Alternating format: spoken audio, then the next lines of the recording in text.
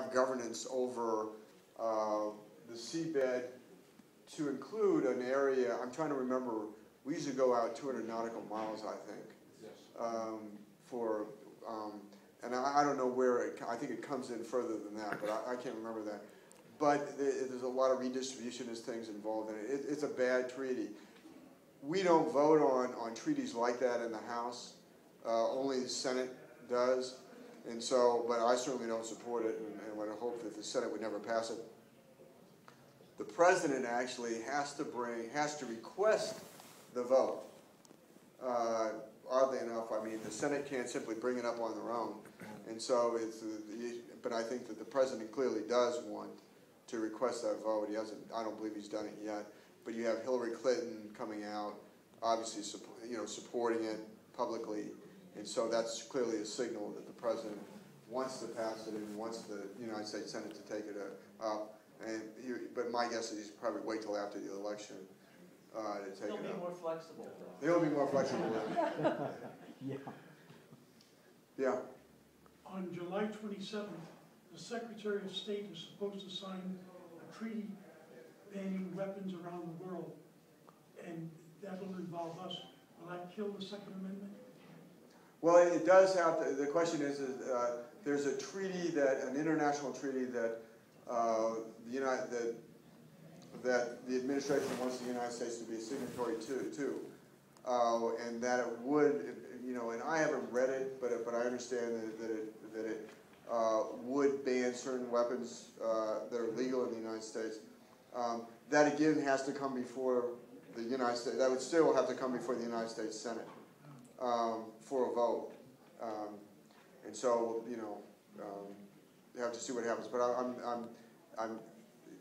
I haven't read the text of it yet. So yeah. July 27th is coming fast right. like the wind. Mm-hmm. But still, it has to come before a vote to the United States Senate for a treaty to be binding. And how many votes do you need then? I think it's 2/3. I think it's 2/3. Filibuster apply? What's that? Filibuster apply? Well, automatically you would be beyond because the filibuster is only 60 votes. To go, you have to have 60 votes for cloture on a filibuster, and so it takes more than that anyway to pass a treaty. Yeah.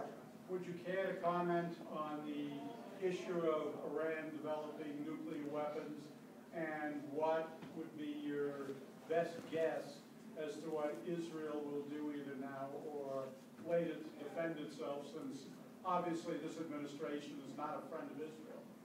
The question is what will the United States do about Iran? What will Israel do about Iran in their pursuit of nuclear weapons? A couple of things. I think sanctions, I don't think will be successful at this point in time, especially without a credible option for the use of military force on the table. And I believe that the Iranian government does not believe that the Obama administration has a credible option of the use of military force on the table. So if you don't have a credible use of that option, that weakens any diplomatic avenues you pursue, such as sanctions, which this administration is relying upon. So they've kind of, if you will, undermined their own strategy. As to Israel, I think that there's a feeling in this administration that goes pretty deep into the career service of the Central Intelligence Agency and some of the other like defense intelligence agencies. And it is a belief that an Iran with nuclear weapons is acceptable. That Iran is a rational nation state that would never use nuclear weapons in a first strike. The Israelis have a different view. Their view is that it's a luxury for the United States to have that opinion because they don't live in the neighborhood. That Iran could not be discounted from using nuclear weapons as a first strike against Israel. That Iran, even if they didn't use nuclear weapons in a first strike, could be more aggressive in its pursuit of state-sponsored terrorism, knowing that there couldn't be conventional retaliation against them. Then I think that, but I do think that Israel retaliating against Iran without the assistance of the United States, I think it is at their limit of their capability to slow down the program, but not to deliver a catastrophic kill to the program. I think that some of those facilities, the central facilities, are far too fortified for Israel with the ordnance that it has, or even that the United States could provide, given its delivery systems to knock those, to do a catastrophic kill to those particular facilities.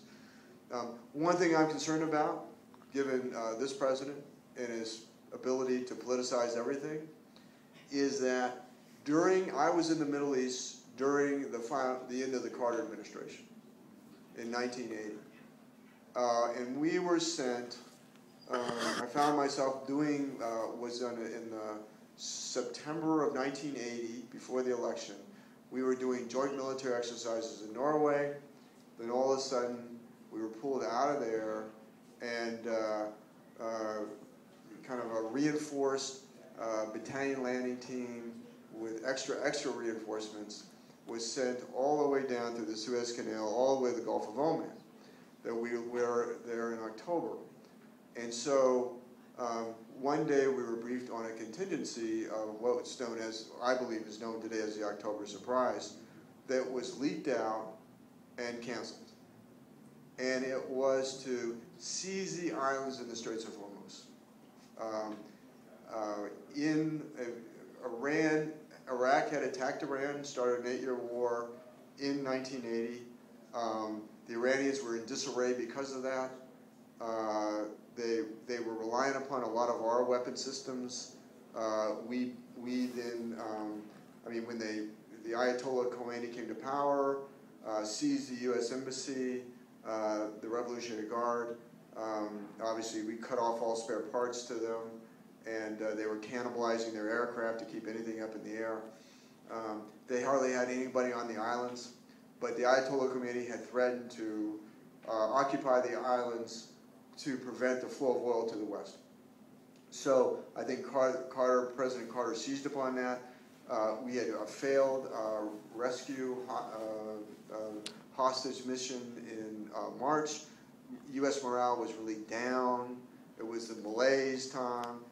The U.S. needed a victory, even a symbolic victory. The Iranians had done nothing outside of rhetoric to block the flow of oil out of the Persian Gulf.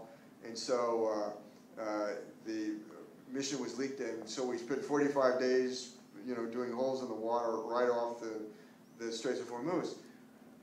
But had we done it, it would have been, the theory is it would have been a boost to Jimmy Carter. And that somebody sympathetic to Ronald Reagan within the Department of Defense and saw that it was just a superficial mission that wasn't substantive, leaked it out. And it was published in a column in Jack Anderson's Washington Post column. And so then there was no more discussion of it. And you gotta wonder about this president and what he might do that wouldn't be substantive, but would do something to rally around the flag, just like happened in 1980, or almost happened. So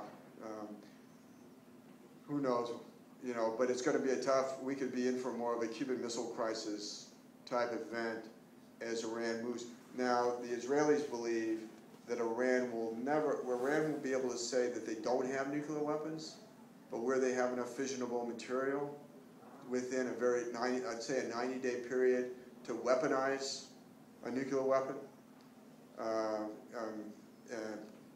And so they'll go before that 90 days and then say, we don't have a weapon, but they can put one together in short order. So, it's a tough time. I think that the only way, a military option is the only way to deal with it, but a real military option. The backbone, what is so basic to the Iranian economy is oil, and to the government to sustain power. We have a naval presence that could block, their ability to export that oil, and that's something that has to be on the table.